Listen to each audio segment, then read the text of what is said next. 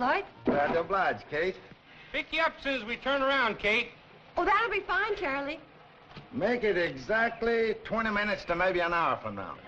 Oh, right on the dot. Anywhere in there. So long, Kate. See you later. Bye, Floyd. See you later. Bye-bye, Floyd. Hi, Charlie. Morning, Kate. Oh, hi, Girls. Dan. How are you? You come in for the special sale on woolen mufflers? Oh, I didn't know you were having a sale. Is that what you're hanging the flag up for? Oh, no, Kate. Hey, Herbie, bring me that screwdriver. No, this is a service flag. Had it in stock since 18. I figure when my only employee goes in service, I ought to make something over it. You mean Herbie? Yeah, he's been drafted. Leaves tomorrow. Tomorrow? No fooling. How does he feel about it? Well, he,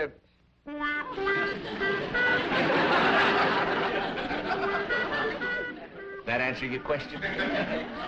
I've seen half-starved hound dogs look happier than that.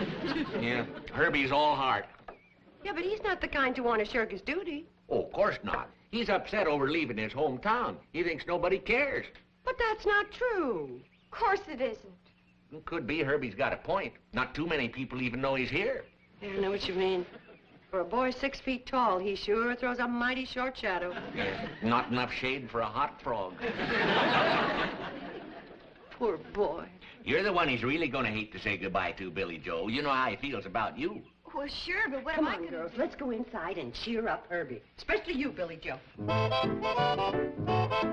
Herbie, congratulations. We just heard the news. What happened? The draft board changed its mind? I mean congratulations about being called into service.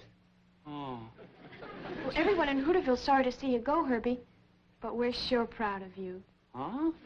We'll miss you, but our hearts will be with you. They will? Not only are the people around here going to miss you, but they're going to sit up and take notice when they see you in uniform. Yeah? Nah. Even in uniform, I'm still me. Oh, Herbie, you're going to be dreamy in the uniform. I just know it. Gosh, you really think so, Billie Jo? Oh, do I ever? Oh, gosh, I mean, golly. Isn't it exciting going into service, Herbie? It's getting to be. Of course it is, Herbie. Well, good morning, everybody. Oh, hi, Junior. Hello there, Billie Jo. Hi, Junior. Have you heard the good news? It's the biggest event since the opening of the store. You having a sale? Yeah, on woolen mufflers. But listen to this. Herbie's going into the service. Hey, that is a big event. I could use a new muffler. You got any, red ones? Junior, the big event is Herbie going into the service. Oh, come on. What's so big about Herbie becoming a dog-faced private? Is that what I'm going to be? A dog-faced private? Of course not. Well, what am I going to be? Anything you want to be. Right, girls? Sure, I'll bet you could even be an officer, say, in the Marines.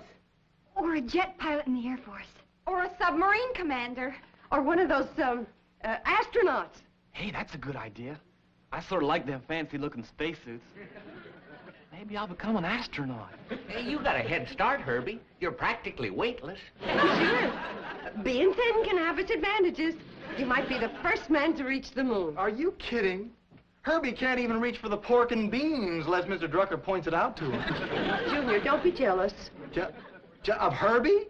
Herbie couldn't even read the physical requirements to be an astronaut, let alone pass them. Oh, well, he passed the physical requirements to play football for the Hooterville Hornets. So there. Oh, big deal.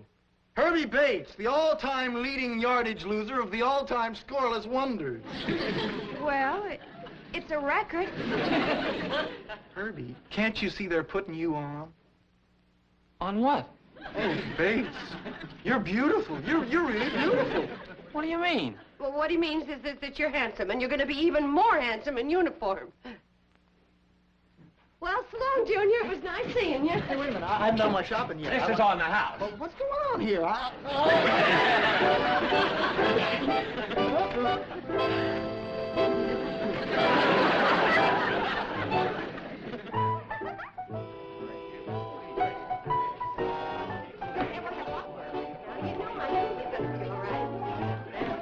Hi, folks. That's my star football player you got with you? Hi, Herbie. Hi there, Coach. What are you doing here? Playing hooky from Drucker's store? He's the guest of honor at the party we're throwing for him tonight. Herbie's going in the service tomorrow, Uncle Joe. I'm becoming an astronaut. Well, Oh, what? An astronaut, Uncle Joe. Herbie? Stop joshing me. I'm joshing. I'm putting in with them missile-flying fellas. With John Glenn going into politics, that leaves a place open for Herbie. Come on, girls. Herbie. Hey. Herbie going to be an astronaut's laughable. Ain't it? Mom doesn't think so.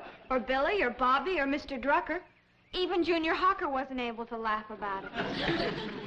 See, if he was to become an astronaut, he'd be the most famous person ever to come out of Hooterville, wouldn't he? No doubt about it. See, you know a shrewd manager could push him into politics after he gets out and make another John Glenn out of him. Uncle Joe. I might put my brain behind Herbie. Give him something to fall back on. Yes, sir, that boy's okay. He's a real comer.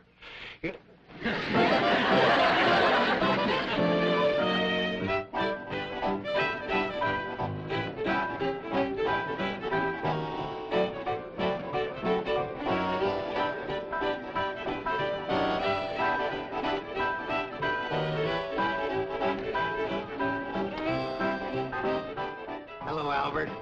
Welcome to Shady Rest. Boyd. Hello, you old time-burner. Howdy, good night, huh? Sam, how's everything in Hooterville? Hey, what are you doing here, party smasher? I heard Miss Bradley say everybody was welcome. Well, that don't include you, wise guy.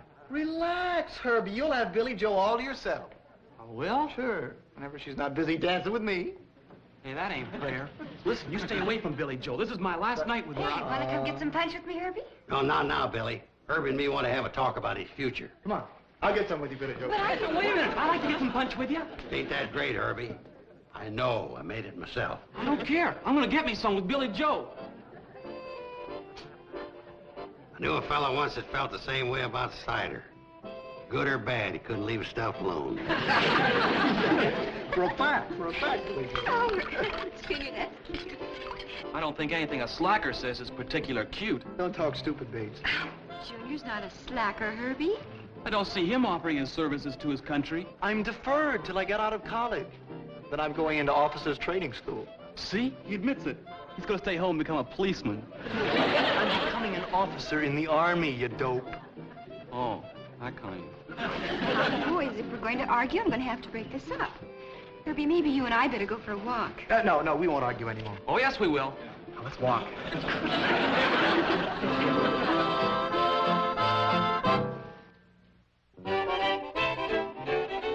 Anybody seen Hooterville's hottest boat getter? Hooterville's who?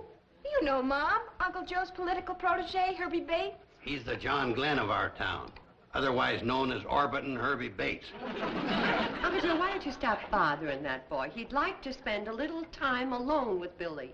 Tonight's our only chance to map out his political career. It's also his only chance to say goodbye to Billy. He ain't got no time to waste on girls.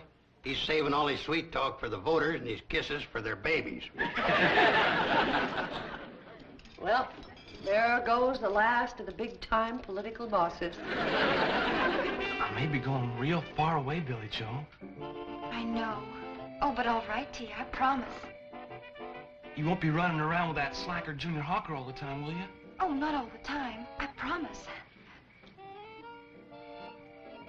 Do you want to seal it with a kiss? Do you? Golly, do I ever?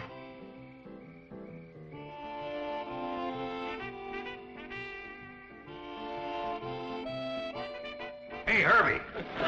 Been looking all over for you. Want to talk to you. Oh, can't wait. Please, Mr. Carson. You can see him later, Uncle Joe. Nope, I gotta see him tonight. Billie Jo, why don't you go in and join the guests while Herbie and me discuss his destiny? Well, if I can't sit here quiet and peaceful, I want to dance. Me too. Wait a minute, son. You gotta start thinking of your future. That's what I'm thinking about. As soon as Billy goes inside, Junior's gonna glom onto her. Hold on, son. If you want to get someplace with Billy, you ain't gonna do it dancing. Oh, you see me dance, huh? That's not what I mean. Relax and rock for a minute. I'll tell you how you can win over everybody in these parts, including Billie Jo. You mean it? It's a cinch. With me guiding your destiny, There ain't no reason why you couldn't become even more popular than Johnny Glenn, Gordo Cooper. Yeah, astronauts sure do become famous. And how? Well, you could even be one of the first ones on the moon. Billie Jo ain't about to forget you with your name splashed all over the papers. Yeah, I reckon not. It's only a short jump from the moon to the state capitol. State capitol?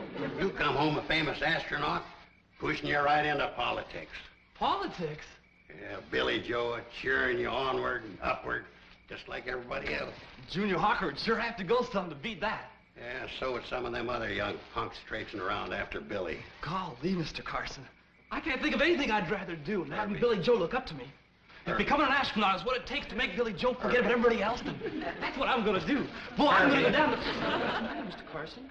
There's nothing makes me edgier than somebody rocking against me. Now, will you learn how to rock, or I'm pulling my brains out of this deal? Sorry, sir. Now, between flights and the missile, get in some good rocking practice, will you? Certainly will. Good boy. Now, let's go in and hit him with our speech. Speech? I ain't no public speaker. Herbie, my boy, with me behind you, you can do anything. All right, everybody's quiet. Now, tell us what's on your mind, Herbie. Thank you, Mrs. Bradley. Ladies and gentlemen, unaccustomed as I am to public speaking, I'd still like to take this opportunity to thank you all for coming to my party, and especially Mrs. Bradley for throwing it for me. Also want to make an announcement about my military career. I also want to make an announcement about my military career. Tomorrow morning, when they swear me in, they won't be swearing in any dog face. They'll be swearing in a rip-snorting terrier. Me. I hereby announce that I'm becoming America's newest... Astronaut, stupid. Astronaut, stupid. No, just plain astronaut.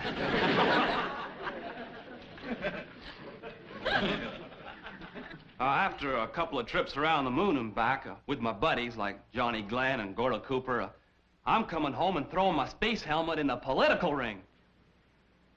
Any questions you want answered about me while I'm gone? Any questions you want answered about me while I'm gone? Just check with that public-spirited citizen, Genial Joe Carson.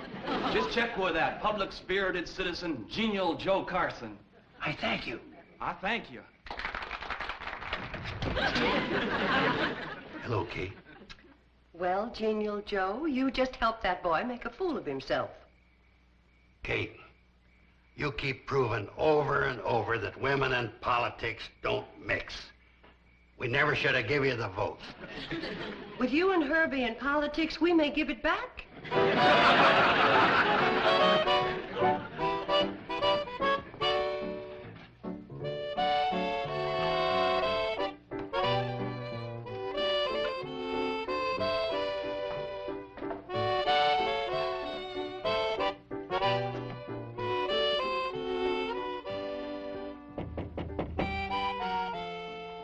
Herbie!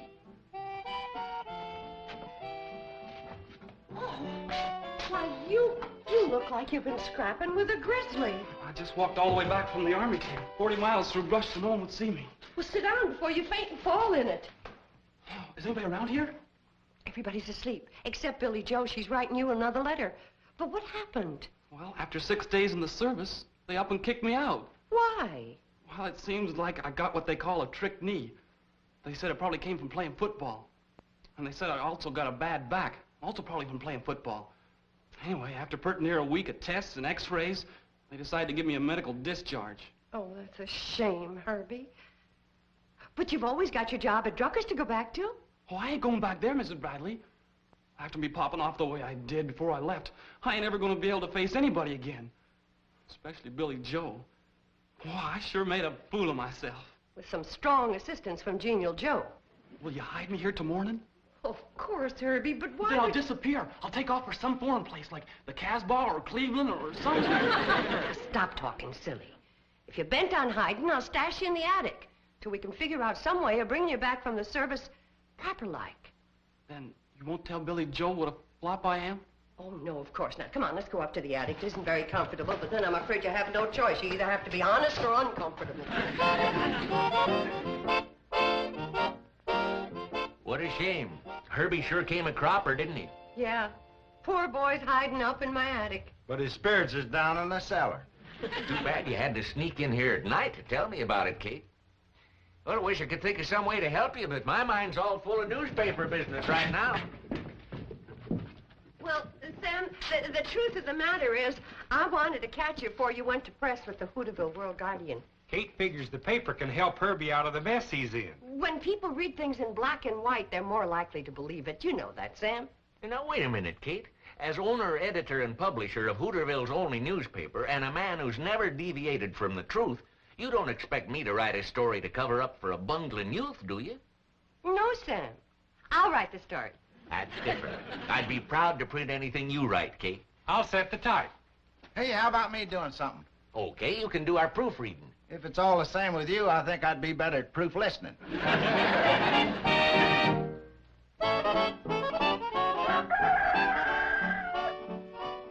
Yep, the strategy I got planned for Herbie won't be long till he's way up there. Your strategy already has him way up there. Well, he ain't an astronaut yet. He's got to go through a period of training first. Girls, your mother's a fine woman, but her understanding of military service and politics is pathetic. Extra, extra. Read all about it. Local hero returns. Well, What's all the excitement, Charlie? Herbie's coming home. No. Yeah, for a fact. Well, look, everybody. Our Herbie returns. Herbie Bates, the popular young Hooterville resident who recently applied for duty in the armed services as an astronaut, received a medical discharge and is returning to Hooterville. The cause of his injury is not disclosed due to the classified nature of his assignment.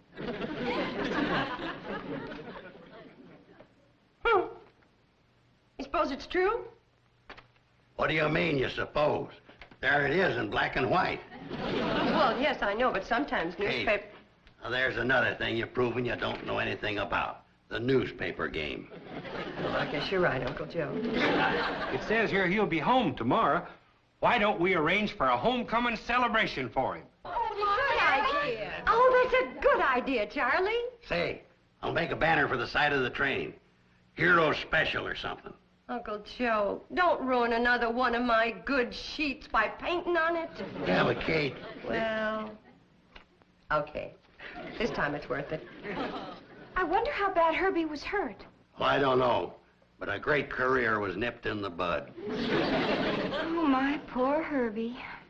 There goes the governor's seat right down the drain. Hi, Mrs. Bradley. Boy, your room sure is a lot nicer than the attic. Thanks. Now, the next stage is to get you down and sneak you onto that train when it pulls in. I'm going to get out of these jeans and into a nice dress for Herbie's homecoming. Okay. I'm going to take my bath now. There's going to be more eyes in that hallway than in a sack of potatoes.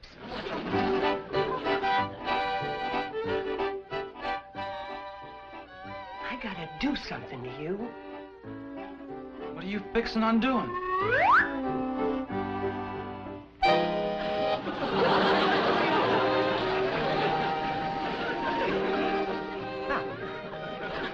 Bobbie's dress, and Billy's coat, and Betty Jo's wig from the school play, and my fur piece. We might get away with it. Come on. Oh, who's that? Herbie, it's you. Hey, ain't a bad looker, huh? Come on, gorgeous. Here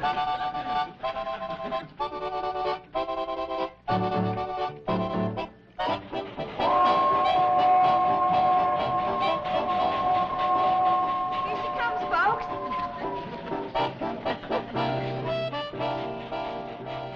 Mom, there's something bothering me. What's that, dear? Well, that girl over there, do you know who she is?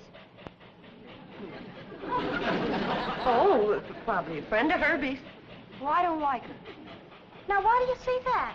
For one thing, she's got a coat on, just like my new one. For another thing, look how snooty she is standing over there by herself. Oh, Well, no, never mind her.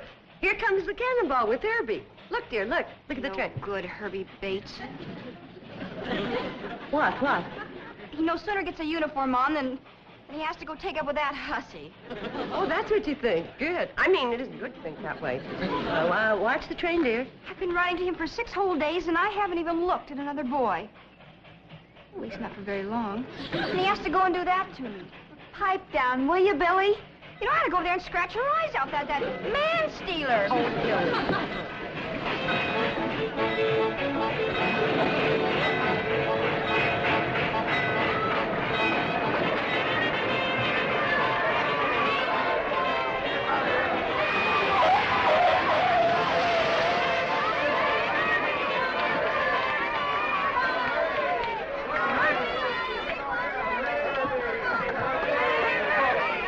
Folks, could I have your attention, please? This is the moment we've all been waiting for. The triumphant return of our own Herbie Bates. We take this opportunity to welcome him home from a short but distinguished career in the military service.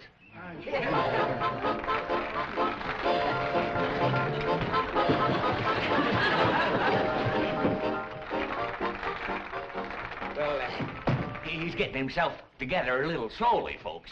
Is he busted up bad? Not too bad, but he don't quite look like his old self.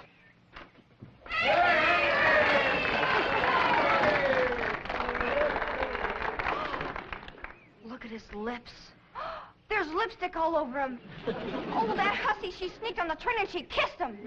Where is she? I'm going to kill her. For heaven's sakes, quiet down, Scarlett O'Hara. Thank you, folks. I'm glad to be home, and I'm fixing to go back to work at Mr. Drucker's store real soon. Fine, Herbie. Now, folks, let's all go up to Kate's for coffee and donuts.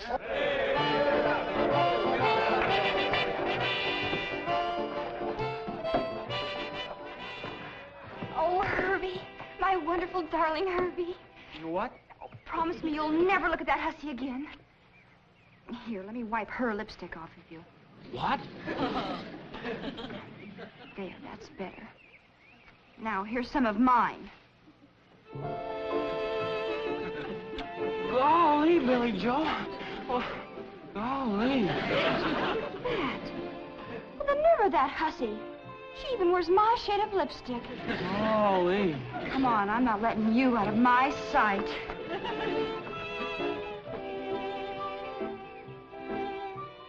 Going back to Drucker's store. I knew that kid was a loser.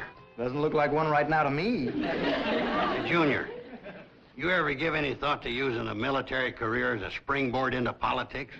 I'm not interested in politics, Mr. Carson. Kate, you're looking at a frustrated man with a great brain and no way of making it pay off. Yes, Uncle Joe.